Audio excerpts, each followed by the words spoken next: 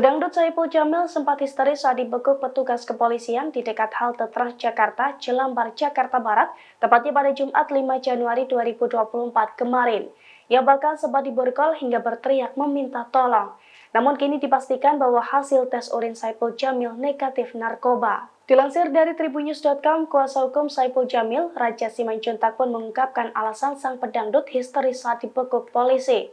Menurut Raja, saat itu Saipul Jamil kaget dan berusaha untuk mengamankan barang berharga yang ada di dalam mobil. Sementara menurut Samsul Hidayat, kakak Saipul Jamil, ia mengaku melihat ada ketakutan dari adiknya itu saat ditangkap. Ia merasa bahwa adiknya takut dijebak karena pada akhirnya hasil menyatakan bahwa Saipul Jamil negatif dari narkoba. Di sisi lain, Kapolsek Tambora, Kompol Doni Agung Harvida, ia mengatakan saat itu pihaknya berniat menangkap seseorang terkait kasus narkoba. Namun ternyata di dalam mobil tersebut terdapat pedangdut Saipul Jamil.